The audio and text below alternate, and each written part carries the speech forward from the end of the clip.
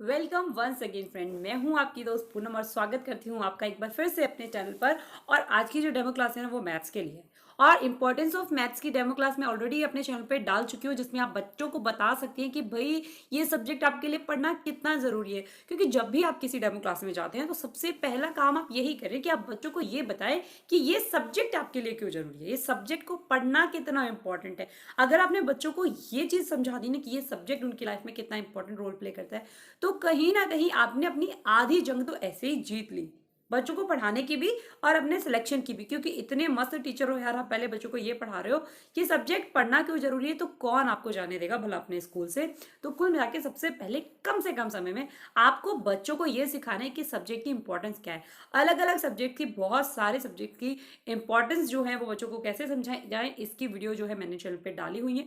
उसके बाद आप कॉन्फिडेंट होने चाहिए हो भाई, आपका बॉडी लैंग्वेज जो है वो एकदम करेक्ट होनी चाहिए, आई कांटेक्ट आपका होना चाहिए, आपकी कम्युनिकेशन स्किल्स अच्छी होनी चाहिए। ये सब भी चलिए आपने कर लिया। फिर उसके बाद आती है बोर्ड एंट्रीज की। तो बोर्ड एंट्रीज की वीडियो भी मैंने आपके इस चैनल पे डाली हुई है भाई, उस पर जाकर आप देख सकते हैं कि बोर्ड एंट्रीज जो है वो आप किस तरीके से कर सकते हैं।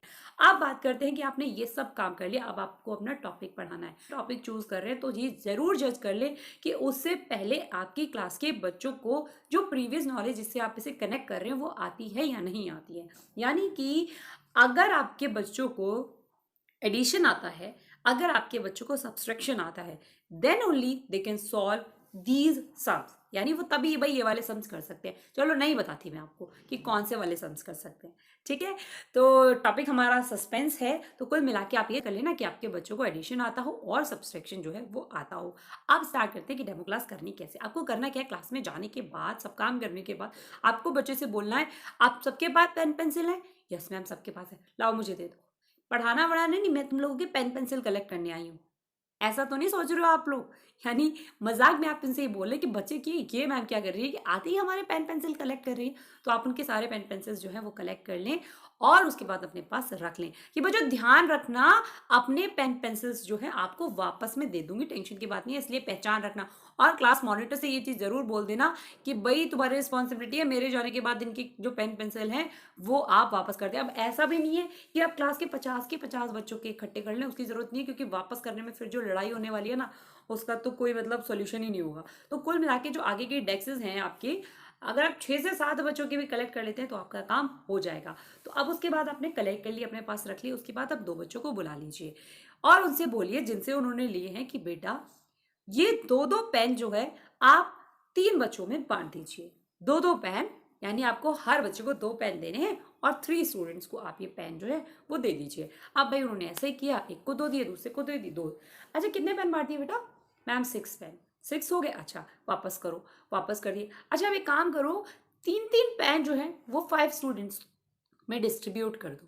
3-3 पेन 5 स्टूडेंट में, चलो वो पकड़ के 3 एक को दे देंगे, 3 एक को दे देंगे, 3 एक को दे देंगे, यानी कुल मिला के फिर से उन्होंने 15 पेन्स जो है वो यूज कर लिए।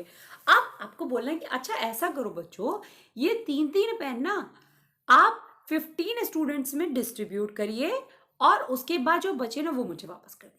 तो बच्चा जो है टेंशन में आएगा, 3-3 पेन 15 स्टूडेंट्स, वो ऐसे करने लगेगा, पेयर बनाने लगेगा, 3 का अलग 3 का अलग। अच्छा 1-2 बच्चों को और आप क्लास में बुला लेंगे, यानी आप क्लास में इन्वॉल्वमेंट जो है वो बढ़ा रहे हैं बच्चों का, और बच्चों की जो क्यूरियोसिटी है उससे एनहेंस कर रहे हैं। तो बच्चे जो आएंगे 2-4 बच्चे वो 3-3 3-3 के, it takes time, it takes time. हो सकता है इसमें आपको 10 से 15 मिनट लग जाए, बट आप ये चीज समझ लीजिए, ये कॉन्सेप्ट जो है, जो मैथ हुआ है ना बच्चों के लिए, वो बिल्कुल ही रहेगा अगर आप इस तरीके से पढ़ाएंगे।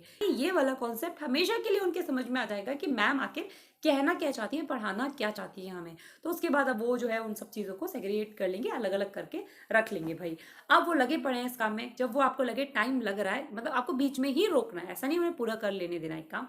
ओहो आप लोग तो बहुत टाइम लगा रहे हो इस चीज़ में, ये चीज़ आपको बोलनी है उस दौरान, ठीक है। अच्छा स्टॉप स्टॉप स्टॉप। अगर मैं तुम लोगों को एक मैजिकल ट्रिक बताऊं जिससे आप तुरंत ये पता कर लो कि भाई कितने पेन जो हैं इसमें से हमें मैम को निकाल के देने हैं, तो कैसे मजा आएगा। तो ऑब्वियसली बच्चों लेंगे मैजिकल ट्रिक। अच्छा टेबल आते हैं तुम सब बच्चों को? मैम बिल्कुल आते हैं, सारे बच्चों को टेबल आते हैं। हाँ मैम सबको आते हैं। कितने तक आते हैं? देखो 9 तक तो बच्चों को टेबल आते ही होंगे, और नहीं आते तो आप याद करवा देना ना 9 तक।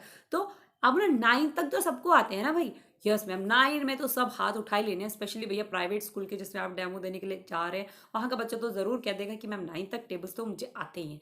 तो अब आप उससे बोले कि अच्छा सारे टेबल्स आते हैं, तो तुम्हें एक काम करो मेरा कि आप जो है 15 का टेबल कितने बच्चों को आता है, गिने चुने अगर कुछ बच्चों को आता होगा, वैसे 15 का ईजी होता है तो आता होगा बच्चों को, तो 15 के टेबल वाले बच्चों को खड़ा कर लेंगे। अच्छा तुम्हें आता है 15 का टेबल बेटा, ठीक है वेरी गुड। तो अब जरा मुझे बताओ 15 बच्चे हैं तुम्हारे, मैंने जिन्हें बोला है देने के लिए, और 3 पेन्स है, यानी 3 के लॉट में आपको 15 स्टूडेंट्स को देने हैं। आप बोर्ड पे लिखते हैं ऐसा करो 15 बच्चों को 3 बच्चों से मल्टीप्लाई कर दो। अब फिर प्रॉब्लम, मल्टीप्लाई कर दे मैम, वो क्या होता है मैम मल्टीप्लाई? फिर शांत हो जाए, आपने ये वर्ड यूज कर लिया बट अब शांत हो जाए। उसके बाद जो मल्टीप्लाई का साइन था, उस साइन को, क्योंकि वो साइन उनके लिए अब भी अननोन है, उन्हें नहीं पता मल्टीप्लिकेशन नाम की चीज क्या होती है, तो अब वो साइन आपने बता दिया, आपने मुंह से बोल भी दिया। अच्छा छोड़ो मल्टीप्लाई मल्टीप्लाई तुम लोग, तो मुझे एक चीज बताओ, 2 का टेबल लिखिए जो कि बहुत कॉमन है, 2 इंटू 1 इक्वल्स टू 2, ऐसे लिखते हैं ना 2। ये जो बीच में क्रॉस लगा हुआ है, इस क्रॉस का मतलब जानते हो आप लोग आज तक? ये जो क्रॉस वर्ड है ना बच्चों, ये क्रॉस ही 2 को 1 से मल्टीप्लाई करके 2 बना रहा है, इसी को कहते हैं बच्चों मल्टीप्लाई। ये बताना चाह रही हूं मैं तुम लोगों को कि 2 का टेबल जो है, आप 1 टाइम्स आपको पढ़ना है तो आपका 2 ही आ जाएगा। आपने ये चीज बच्चों को समझा दी। अब आप बच्चों से क्या करवाएं कि अच्छा एक बात बताओ मुझे कि 15 टाइम्स 3 करना है आपको, 15 मल्टीप्लाई 3 करना है। 15 का टेबल आप 3 तक पढ़ लीजिए, क्योंकि देखो 3 का टेबल 15 तक पढ़ोगे तो वो तो मुझे नहीं लगता तुम सब पढ़ पाओगे, तो आसान काम ये है 15 का टेबल 3 तक पढ़ लीजिए, क्योंकि ये एक ऐसी रोटी है जिसे हर एंगल से पकड़ोगे तो तुम्हें गोली दिखाई देगी, यानी 15 इंटू 3 कर लो या 3 इंटू 15 कर लो, आंसर सेम ही आना है। ठीक है, आप करके भी दिखा सकते हैं ये वाली चीज़ भी बच्चों को, क्योंकि ये भी उसमें कॉन्सेप्ट होता है स्टार्टिंग में जब आप बेसिक मैथ्स बच्चों को पढ़ाते हैं कि 15 इंटू 3 इक्वल्स टू 3 इंटू 15। इस चीज़ को प्रूफ करके दिखाएं इसी तरीके से एग्जाम्पल से, छोटे छोटे मतलब लॉट में चीज़ें बांट कर, फिर उसके बाद एक बार मान लीजिए आपने 4 चीज़ें 3 बच्चों को बंटवाई और फिर 3 चीज़ें 4 बच्चों को बंटवाई, तो इस तरीके से अगर आप करेंगे तो ये चीज़ बच्चों के सामने आप प्रूफ करके दिखा सकते हैं क्लास में।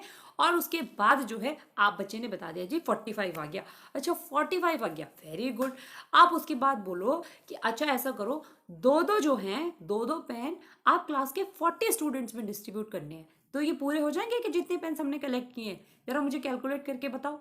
दो दो पेन 40 स्टूडेंट, ऐसा क्लास का कुछ बच्चा होता है, एक दो बच्चा इंटेलिजेंट है, तुरंत आपकी बात पकड़ लेता है, तो वो आंसर देने की कोशिश करेगा, पर आप पहले ही बोल दे कि देखिए whenever I am going to allow you to answer ना, then only you will raise your hands and I will allow you to ask. आपको बस ये बोलना है, if you know the answer ना, just raise your hands and whenever I am going to allow you to give the answer, then only you are suppose to give me the answers. Okay, ये rule आप बच्चों को बता दें, तो उसके बाद जैसे ही जो बच्चा है आपका वो आंसर निकाल लेगा अपने पास, आपके मन आए उस बच्चे से आप खड़े करके पूछिए कि दो दो पेन देने हैं, 40 बच्चों को पेन देने हैं आपको, इट मीन्स कितने पेन हो गए आपके, तो बच्चा जो है वो आपको बता देगा कि भाई 80 पेन्स हो गए मैम, बट 80 हमारे पास अभी नहीं है 80 पेन्स।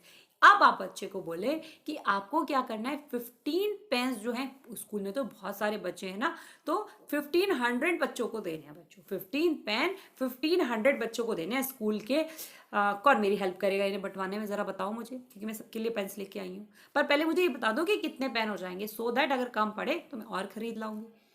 अब मतलब 15 पेन एक बच्चे को देने और 1500 बच्चों को देने, ma'am it is very difficult ma'am, इतना बड़ा टेबल तो नहीं आता। तो अब आप अपने टॉपिक पे आ जाए कि बिल्कुल सही बात, जो काम आप अब कर रहे थे ना बच्चों, यही काम आपको करना है, यानी आपको करना मल्टीप्लाई ही है, बट आपको पढ़ना टेबल ही है, बट इतना बड़ा टेबल आपको पढ़ना नहीं आता। तो जब बच्चों को, लोगों को इतने बड़े बड़े टेबल्स नहीं पढ़ने आते थे, इतनी बड़ी बड़ी कैलकुलेशन नहीं करनी आती थी ना, तो उनके लिए ये तरीका बनाया मल्टीप्लिकेशन करने का। अब बस फिर आप उन्हें वो तरीका समझा दीजिए जैसे आप समझाना चाहते हैं।